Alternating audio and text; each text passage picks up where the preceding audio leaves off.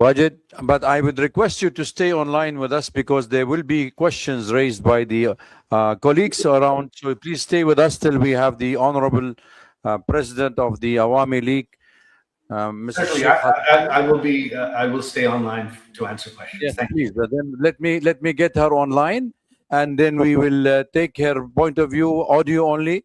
She's been with us, and Honorable former Prime Minister, could you please take the mic? The floor is yours. Thank you very much. It's a great honor for me to be with you. Thank you, and thank you for everybody who present here or who are listening. Distinguished journalists, members of the Foreign Correspondents Club of South Asia, respected guests, friends of Bangladesh, ladies and gentlemen, Assalamu alaikum. I thank the Foreign Correspondents Club of South Asia for giving me the opportunity to speak to you. I also thank the journalists who continue to follow events in Bangladesh with seriousness and courage. Journalism has a duty to seek truth, especially when power tries to hide it. In difficult moments of history, that duty becomes even more important.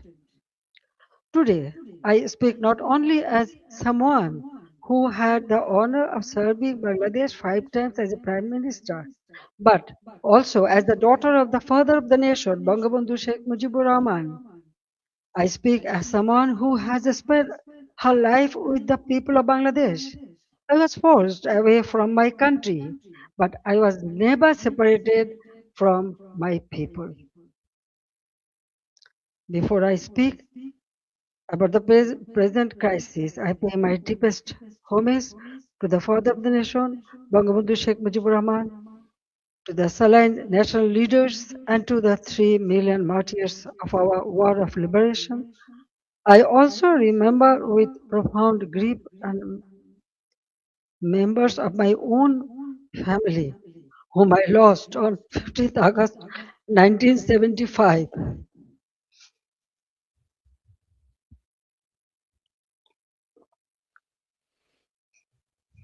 Today is also the birthday of my beloved brother Sheikh Kamal, who was 2 years younger than me. He was a valiant freedom fighter, a youth leader, a sports organizer, and a cultural activist. His life represented the courage, creativity, and patriotism of the young generation of Bangladesh. I remember him today with deep love, pain, and pride.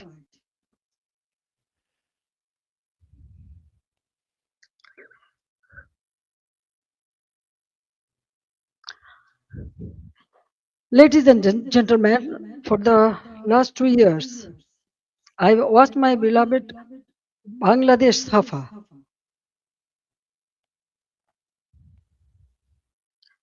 Fear has entered homes, workplaces, and campuses. This is not the Bangladesh we built. This is not the Bangladesh for which 3 million people sacrificed their lives in 1971.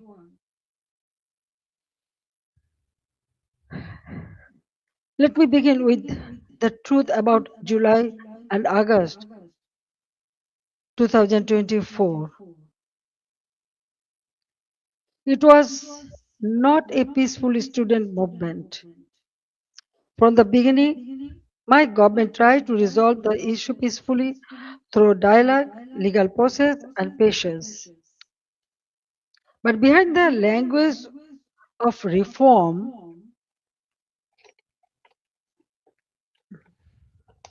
organized groups were working to turn students' demand into violent political instrument. In 2018, responding to student demands, we abolished the quota system. In 2024, when the High Court annulled the decision, the government appealed because we wanted to uphold the abolition. I personally took the initiative for dialogue with the students and invited them to Ganabhavan, the Prime Minister's residence. Three ministers also held discussions with them. A quota reform movement was turned into a one-point demand for my resignation. False propaganda was spread in a planned way. Genuine students were emotionally manipulated, while organized groups used their movement as cover for and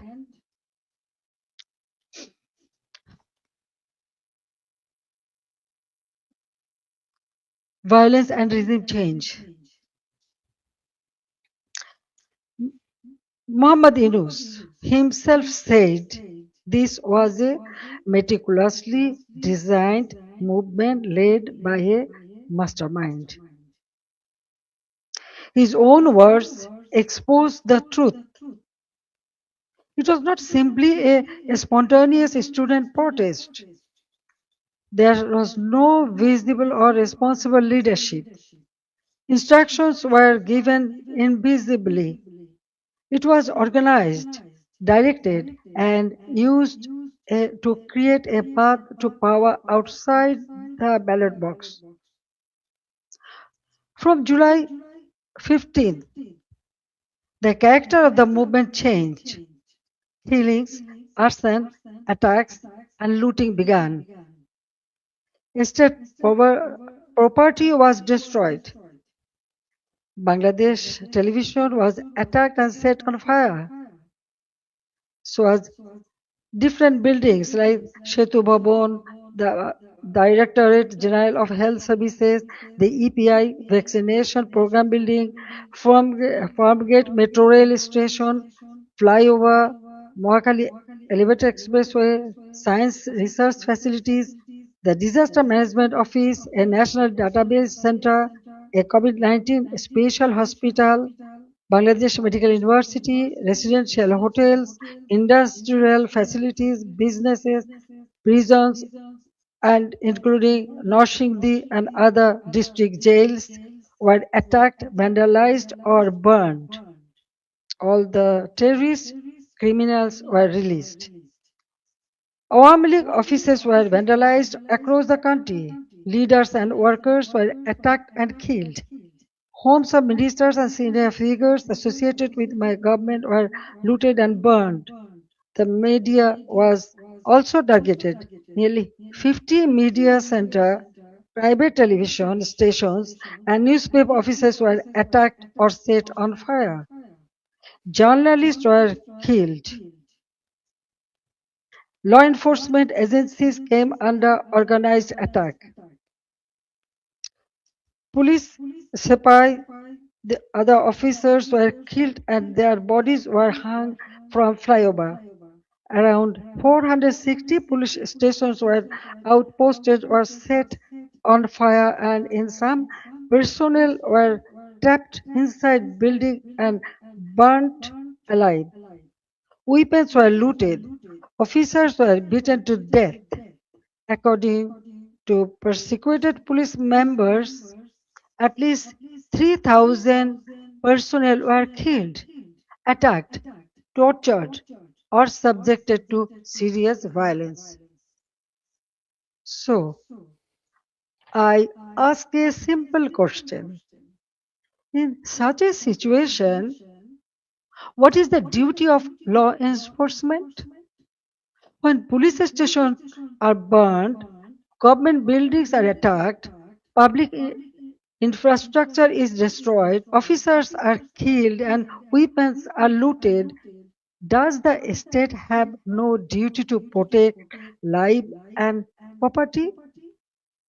In every country, law enforcement has a responsibility to protect citizens, state institutions, and their own lives. This is not a crime. That is the duty entrusted to them by law.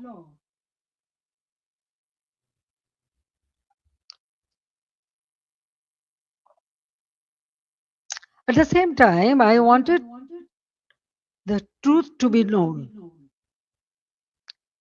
That is why I formed a Judicial Inquiry Commission on 18th July 2024. Its purpose was clear.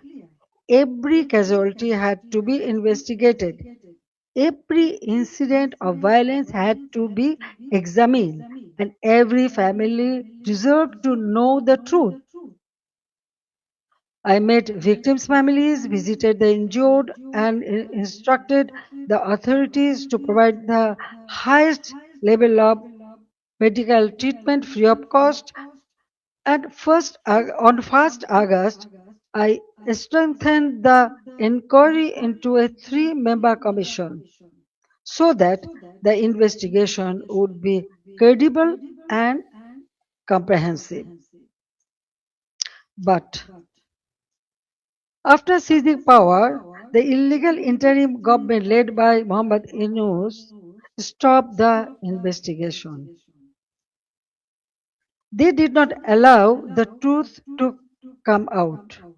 They gave indemnity to those who involved in the killings. If they truly wanted justice, why did they stop the inquiry? If they had nothing to hide, why protect the killers? That one decision tells the truth. They did not want justice, they wanted power. They did not want investigation, they wanted the evidences buried. Their own words export the truth. An NCP leader said revolution would not have succeeded if police had not been killed and the metro rail had not been set on fire. A BNP leader in Sirazganj also said publicly that Enayatpur police station was burned and police were killed to make the revolution succeed. These statements show that the July-August movement was not merely a quota reform movement. It became a coordinated assault on constitutional order driven by hidden instruction, organized violence, and propaganda.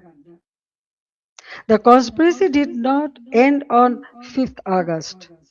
After 5th August, violence became a campaign of political persecution. The killing that began on 16th July with the murder of Shobuz Ali, a Dhaka college student and student league activist, has not stopped. Awami League leaders and workers are being killed, disappeared, arrested, driven from their homes, and buried under false cases. At least 10,000 have been killed or disappeared. Around 650,000 have been arrested over the last 2 years. Around 3,500 cases have been filed. Namely, nearly 450,000 leaders, workers, and supporters are accused. More than 1 million others have been listed as unnamed accused. Against me, more than 600 cases has been filed. Women activists of Chhatro League, student organization, youth league, other affiliated organizations are facing abuse, humiliation, torture in custody. Many leaders and workers have also died in prison amid documented accounts of torture, denial of medical treatment, deprivation of food, negligence, and denial of basic rights. The persecution is not limited to the Awami League members of only. The member of minority community, judges, lawyers, intellectuals, cultural figures, journalists, professionals, workers, even rickshaw pullers, farmers, ordinary citizens have been attacked, arrested, or accused in murder cases. No one who stands for the spirit of the liberation war is safe. Symbols and memorials of our liberation war have been destroyed. Freedom fighters have been humiliated with garland of shoes.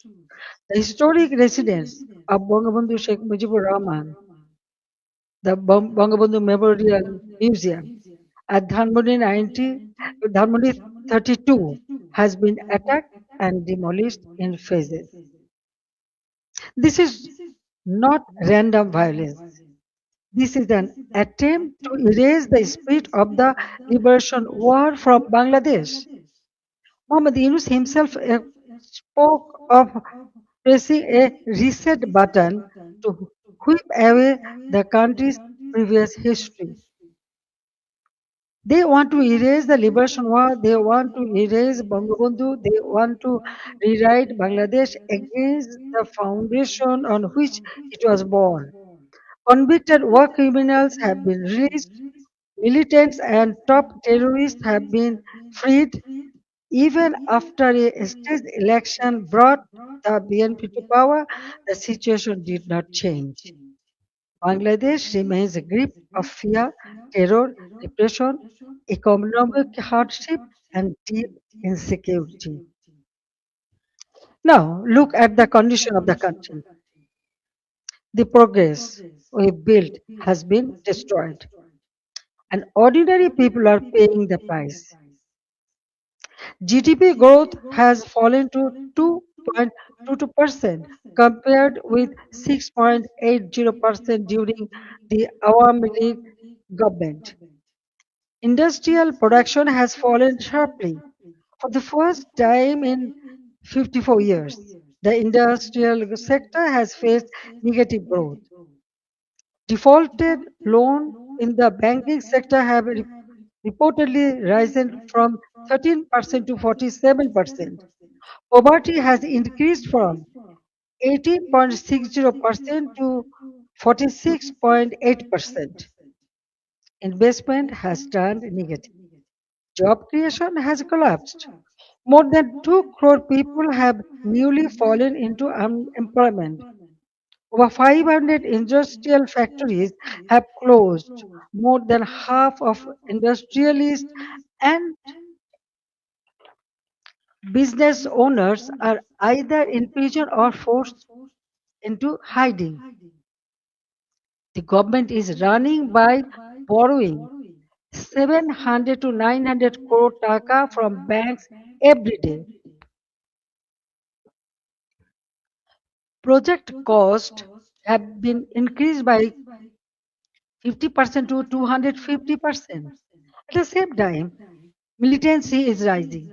Women and children are facing torture, rape, humiliation. And ordinary people no longer feel secure in their own lives. Extortion, murder, kidnapping have become regular features of daily life. These are not just numbers or isolated incidents. Behind them, there is a family, a worker, a farmer, a small business owner, a mother who cannot buy food for her children, and a young person who no longer see hope. But let me also remind you what Bangladesh had achieved. The welfare of the people has always been the purpose of my deep politics. My father of the nation, Bangabandhu Sheikh Mujibur Rahman, gave his life for the ideal, and I have carried the ideal with full commitment. During my 5 terms as a Prime Minister, we used long term planning, sound financial management, disciplined implementation to place Bangladesh on a strong foundation.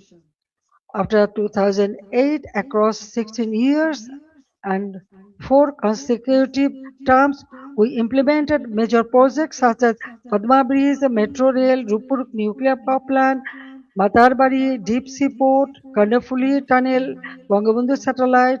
We maintain GDP growth between 6.5% to 7.5%. Our development projects were not vanity projects. They were part of building national capacity. Our social programs were not charity. They were investments in human dignity.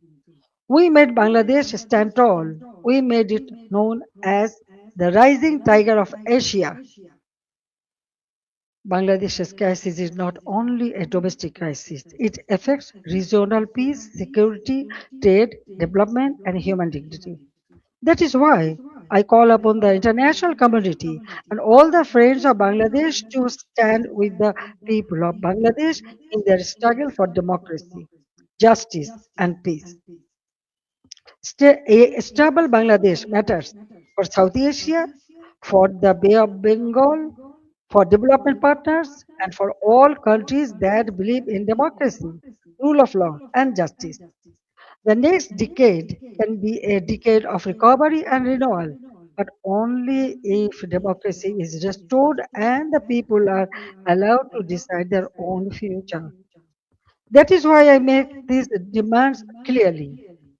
The ban on the Awami League must be lifted, political prisoners must be released, false cases must be dropped, freedom of speech must be restored, media freedom must be protected, judicial independence must be guaranteed. Law enforcement agencies must serve the people, not those who use power for revenge. These are not demands for one party only. There is necessary steps to save Bangladesh. Whatever fate awaits me, I will return to my people. I cannot stay away while my beloved countrymen are suffering. I know I may be detained, I may be sent to prison, they may try to enforce verdicts issued in fabricated cases, but fear cannot decide my duty to the people. My life moved beyond calculations of personal safety long ago. In 1971, I was in imprisonment with my mother. My son, Joy, was born in captivity. In 1975, I lost my family. I spent 6 years in exile. After returning home, I fought against military ruler, dictatorship, and political conspiracies. There were 19 assassination attempts against me. Even the grenade attack of 21st August 2004 could not stop me. Therefore, I am not worried about my own future. I am worried about the future of Bangladesh. I want to return because the people deserve security, development, prosperity, and peace. They deserve a state that protects them, an economy that gives them opportunity, and a democracy that gives them rights. My return and the return of the Awami League to the democratic process is not about power. It is about putting Bangladesh back to the right track. It is about reviving the country's path of development, progress, secularism, stability. I want to return to Bangladesh to one purpose, to stand beside the people and help improve their lives. The people are the source of all power. I believe in them, I trust them, I love them, and I will return to them. Joy Bangla, Joy Bangabandhu.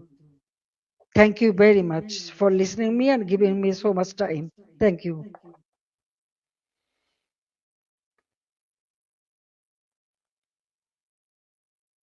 For side input, and I would request you please to take a couple of questions from our colleagues before you go, and then we can